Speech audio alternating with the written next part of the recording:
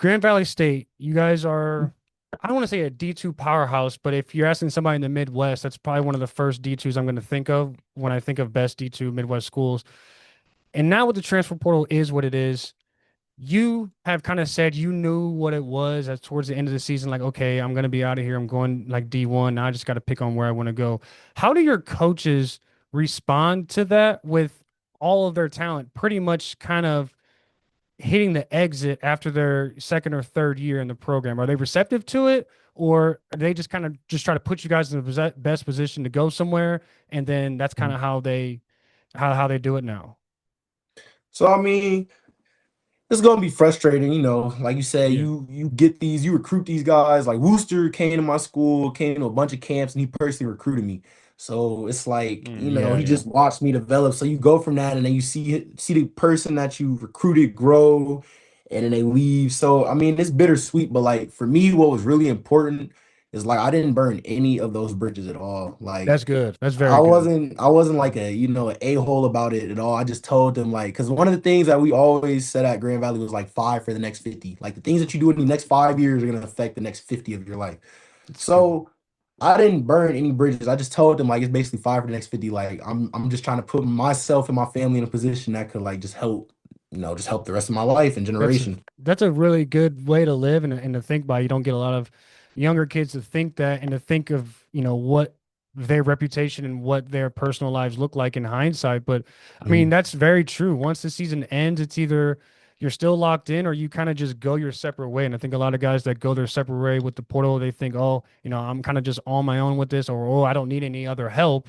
And it's like, hey, either one, it could not work out for you at the D1 level, or two, Mhm. these are guys that you're going to be wanting to get a job from or whatever, come back and be a graduate assistant, anything that could happen. So I really do like the fact that you spoke on not burning a bridge with Mhm. whomever it is, because you just never Yeah. know what might happen in the future. Some of those guys at Grand Valley State could pop up at another school that you go to, Yeah. or pop up at Kansas. Like you just never really know, and I think that's a good standard to live by.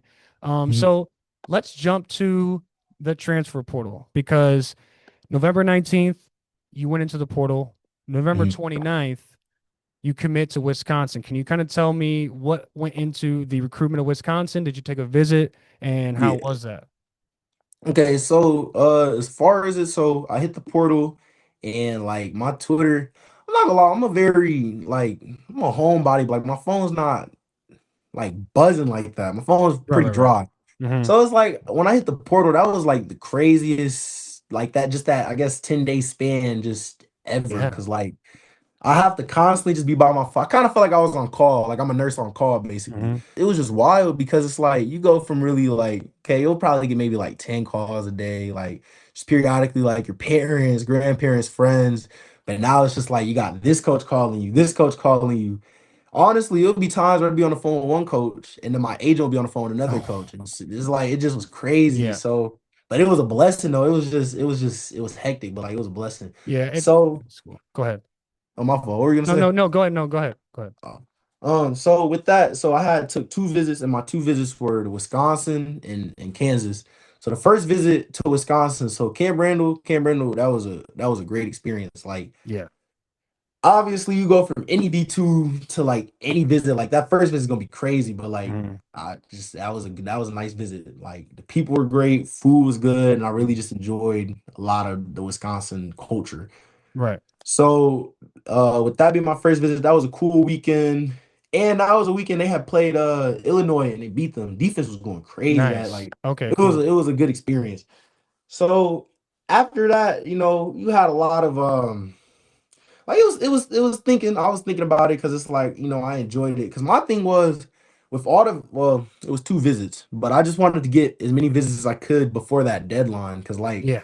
some people don't mind doing the whole like speed dating thing with just and just but like me personally, like, I didn't want to get caught up in the whole like portal thing because like Hmm. the photos are cool. Like that stuff is fun, but like at the end of the day, like you still got a job that you have to do. Yeah. So I didn't want to get caught up in the hype. You can So only choose one that's school. Yeah. yeah, that's what Yeah. I'm saying. So I'm like, Hmm. it don't make sense to be taking all these visits to if I could just pick one. So like to a lot of people, like I know it seemed like my recruitment felt rushed, but it's just like I said, in that period, those were the two schools that I had visited, and those were the ones that I felt like were the most that I felt the most comfortable with making my decision. No, that's smart because you wait too long. It's kind of a game at that point, and schools Yeah. don't know who is talking to who. One guy could not be in the portal, and 4 days later, he's not getting the deal they likes from one school. So then he's in the portal, but then he's better than three other guys that you're recruiting, and so then they get pushed down, and then that fourth guy that's in line is not going to, let's just say, Wisconsin, and now he ends up having to go to, in no disrespect, but he has to go to like Northern Iowa now. But had he Mhm. committed a week ago, 2 weeks ago, he'd have had his Yeah. spot. So I get the game that you kind of have to play when it goes into that. And you can't take your chances. Like you said, you only took so many visits because you only have so much time. I mean, your spot could get Yeah. filled while you're on a visit to another school, and that would be heartbreaking. And so Yeah. November 29th, you commit to Wisconsin verbally. December 1st, you change your mind and you decommit, and then Mhm. also transfer and commit to KU. Can you tell me about that Mhm. process and how that went, and just talking to your Mhm. parents and agent and all that?